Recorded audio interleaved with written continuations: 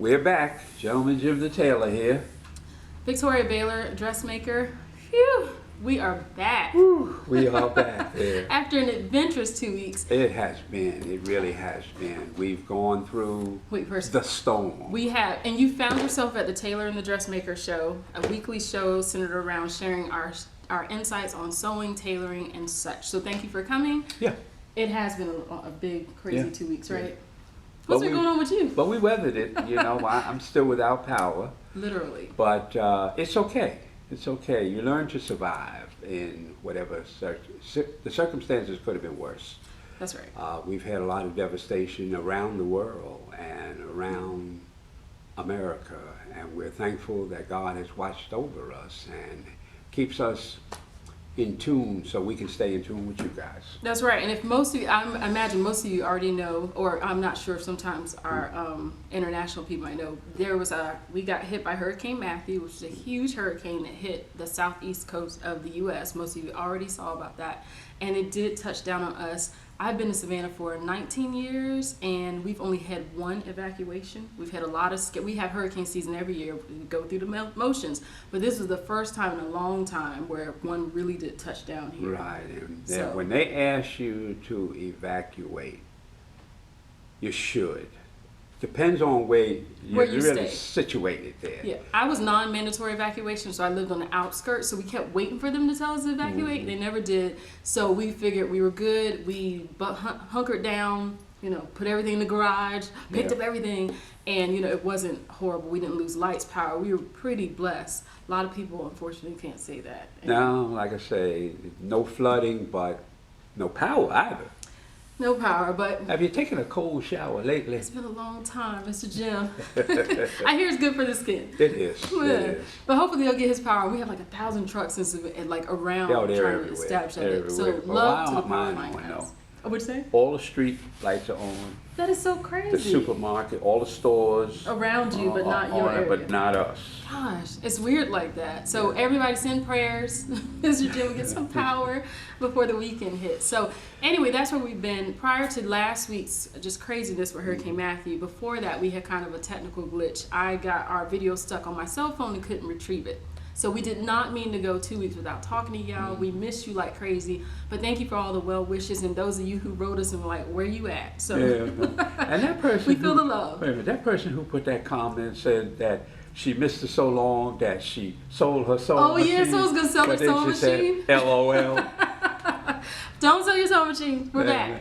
But anyway, we need you just as much as you need us. Yeah, so, we really do appreciate this camaraderie. Yeah. So we're going to pick up kind of where we left off. Today's show is going to be kind of cool and insightful.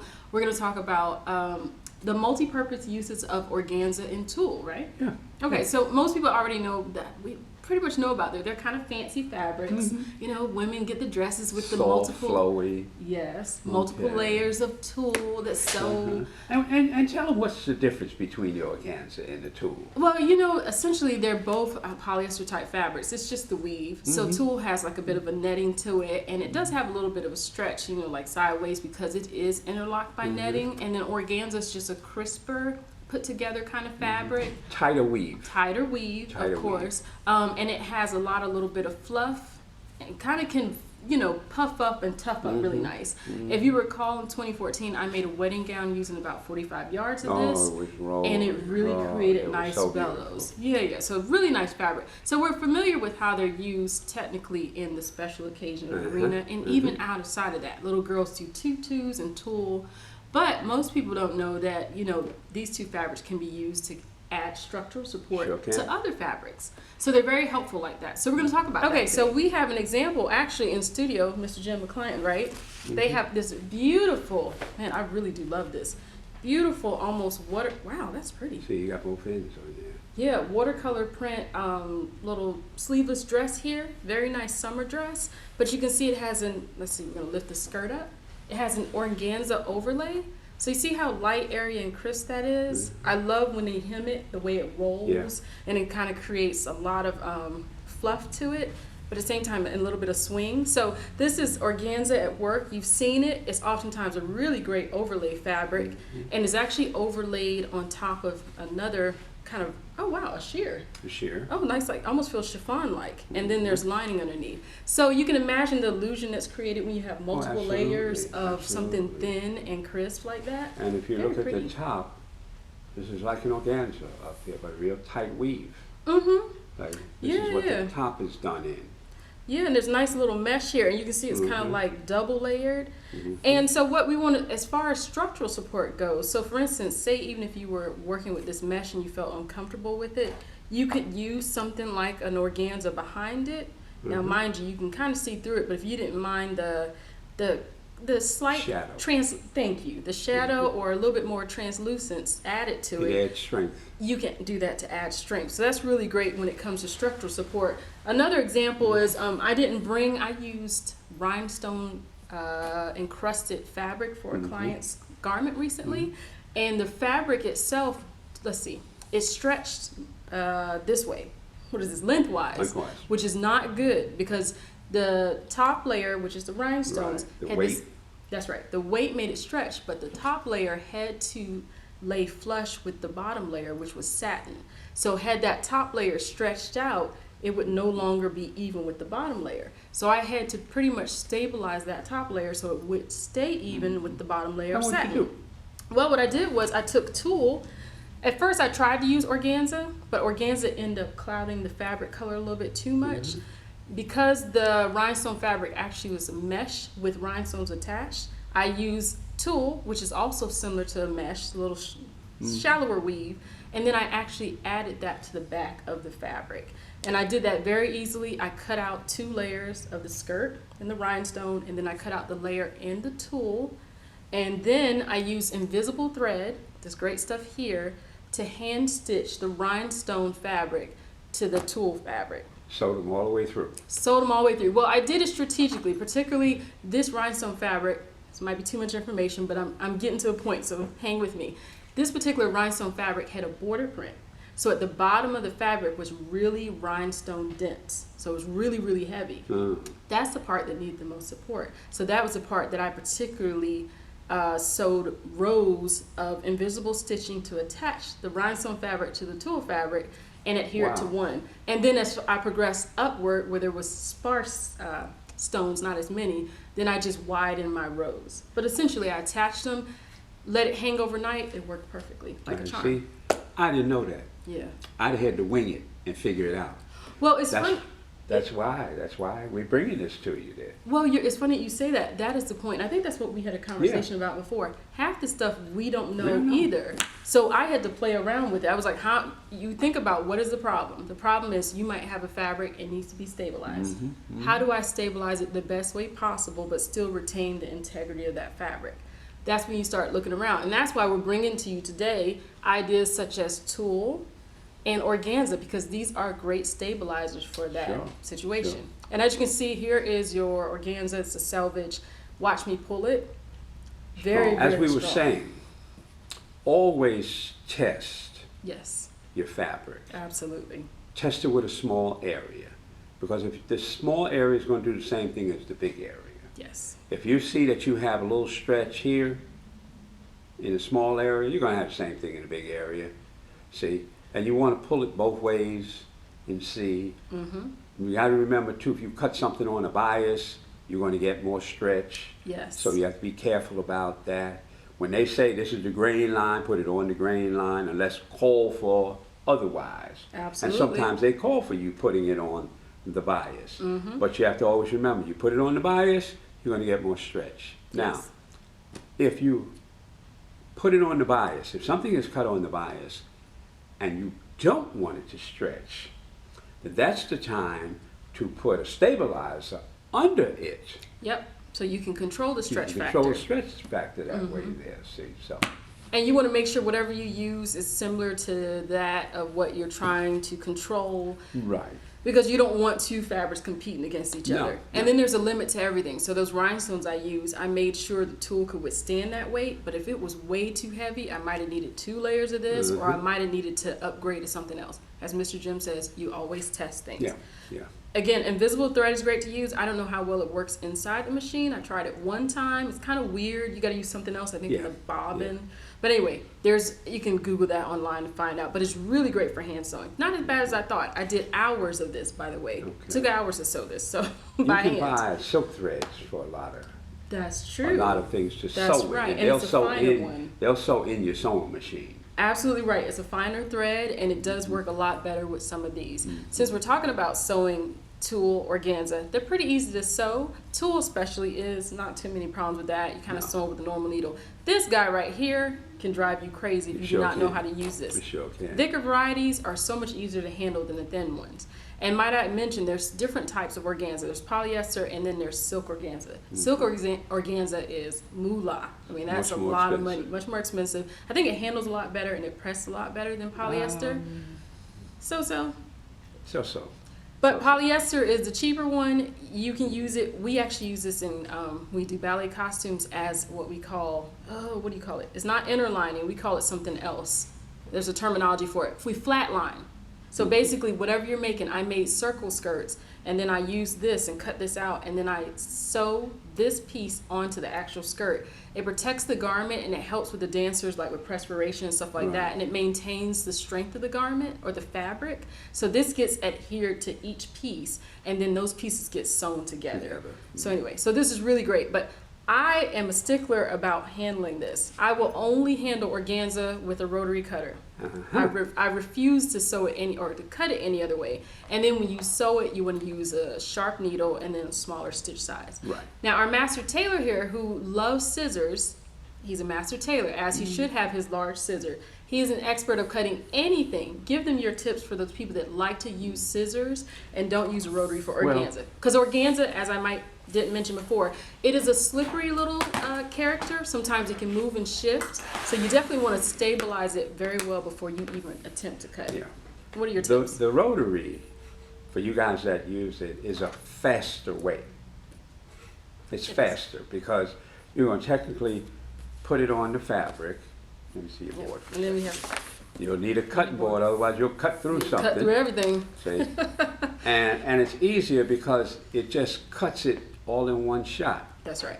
See? But you want to make sure you stabilize it first. And I use canned weights and different things like that to make sure it doesn't shift when you're cutting. But you're right, you're doing the overhead cut, so there's minimal slippage with it. So with scissors, which is what I use, and this is not my biggest pair. On lightweight fabrics, I use my next to the large pair, see? But in cutting it, what a lot of people make the mistake is they put too much of the scissor under it to try and cut it. See? What should they be doing? You have to cut it in smaller snippets. See? Is that particular with the lighter weight stuff? Right. You cut it in smaller snippets than trying to. Because see, when you put the scissors up under it, it lifts all the fabric up. Yes. See, and I can get an even cut. You just make smaller cuts. See? Very good tip. Make smaller cuts. See, but you have to be careful not to pick it up too high, because if you pick it up too high, you're distorting where you laid it down. Exactly. Now, if you don't use those, you could use these little guys here. See, and you can. That is an excellent tip. Most people don't address the fact that how you should change your cutting technique per different types of fabric. I totally concur, because if you lift this too much, it slips from the other side of the pattern, and you can add 1/8 of an inch. You can take away 1/8 of an inch. Then when you go to put it together, you've lost. It's either bigger or smaller. Yeah, and then the top and then the bottom. I tell people all the time, if you move your cut over, or even if you move your stitch over when you're stitching it, if you move it over 1/4 of an inch, just 1/4 of an inch, you have to count how many sides you have. Exactly. Because when you add up, if you move it over, you've got 8 sides that you sew together, either too big or too small. Okay, 8 sides, 1/4 of an inch. That's a compounded effect. What is that? 1/4 of an inch. Quarter, 8. Oh my gosh! Isn't that like 2 inches? No. It's 1/4 inch times 8. It's actually 2. Yeah, 2 inches. Because you're going to get 4 quarters. Yeah. To the inch. Yeah, so 2. So so that means it'll either be 2 inches too big or too small. And this is what happens a lot of times. I tell all my students, when you mark something out, cut it on the line. Why are you giving it something extra? Exactly. If you give it something extra, it gets bigger. If you cut inside the line, it gets smaller. Right. And for something that shifts like this, you don't want any kind of inaccuracies. And I totally agree with you. You know, we talked about this beforehand, before the show. If you want things to turn out right, you have to handle them right. That's right. And some things handle a little bit more precariously than other fabrics, this being one of them. Handle it very carefully, cut it very carefully, and then you won't have any problems. I assembled 8 pairs of 4 skirts, several panels. I cut this thing out flawlessly, didn't have any issues. Because I'm very careful when I cut, and I exhibit exactly what you were just demonstrating. Don't shift anything, don't move it, don't breathe on it. No, just cut it. I've had students of mine, they just whacking at it. Oh. And I can see where they've added, or I can see where they've deleted. That's another thing. Now they get a different results. If your cut line is not straight and it's hacked up, that is a telltale sign that you probably need to improve on your cutting technique. Yeah. Because all that they need is slow down. That too. Some people do. Everything's not cotton. You can't just blow through cotton. You know. They are so fast. Some of y'all are real fast. Slow down, people. That's slow right. Down. Accurate. I'd much rather spend the time. Cutting's my least favorite thing to do, but I'd much rather spend the time doing that correctly because everything else goes together so easily. It does super easy. Cut down on your speed on your sewing too. Why are you in a hurry? Think about it. Because I told you it takes the same amount of time to sew it right as it's to sew it wrong. That's right. The difference is when you're wrong, it takes 9 times more time to correct that. Oh, nobody's got time for that. We got tons of stuff to sew. Sure. So pretty much that's it. So the cons of, I think I didn't mention explicitly, we kind of hinted to, is that this stuff does move around a lot, so we want to be careful in handling it, as we mentioned with cutting. Some other things is it can be a little bit difficult to handle if you're not, if you don't know what you're doing. So like Mr. Jim said, be careful, make sure all your grains are straight. You don't want to shift and accidentally cut something on the bias because it will slip on you. As you can tell, it will move on the bias, and a lot more than most fabrics, just because of how it's woven together. And then the other thing is, if you're going to sew it, be very careful. You want to use a sharp needle, I think I mentioned, because this stuff does, if you puncture it wrong with a dull needle, splinters then. Yes, and you'll get runs and stuff like that. And again, it's structural. Definitely use it, that and the tool. Experiment with other structural things. There's no like, I mean, sometimes you have to make this stuff as you go. I think I pulled this lace out just to demonstrate. Say if this lace was really, really flimsy and you wanted to add some structural support behind it. Just put it behind it. You can just put it behind it. And it does, it doesn't even really you shape really that can't much. see You really it. can't tell. Because most of these laces have the weave in it is the same structure. It's the same structure. And I think what people don't realize with couture stuff, we admire those garments on the runway, but really people don't realize how much structural support goes into making them look that way. You have to make fabric look a certain way and respond a certain way. So stuff like this, tips like this really, really help. So that concludes our tips for this week. We have some exciting shows coming up now that things have settled down a bit. I guess housekeeping is we have not forgot about you guys. We mentioned in September we are doing Mr. Jim's, which I'm excited about this because I'm a huge fan of Mr. Jim. We're doing his tailoring sewing academy.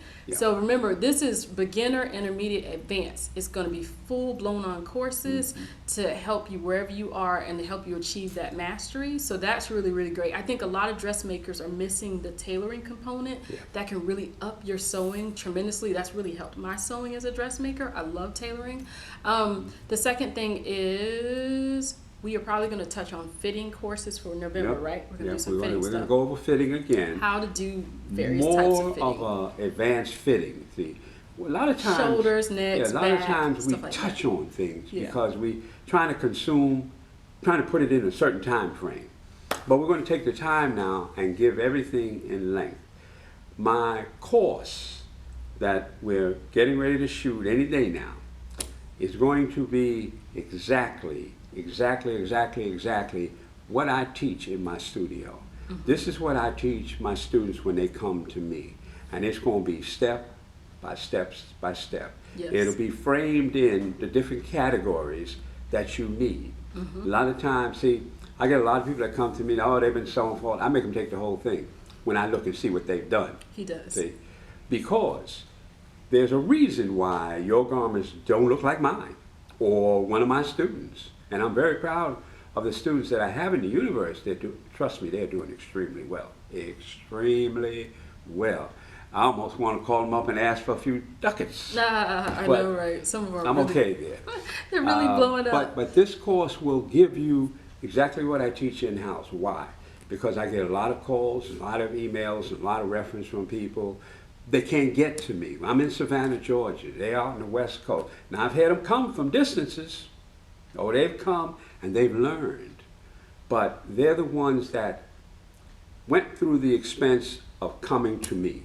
No, this course will be shot like the rest So of even though I didn't meet Mr. Jim, I had the pleasure of meeting him so many years ago when I started sewing, so I'm mostly self-taught. So I did get a good bit of information out there in the universe and from other teachers. But what this does, I love from the tailoring perspective is, especially if you haven't been in the game long, it helps boost you and give you all the information at one spot. So we could preach about this all day. We won't take all the time, but please be on the lookout. That's probably going to make his debut at the beginning of 2017, since Right. it's going to be so much footage, so much information.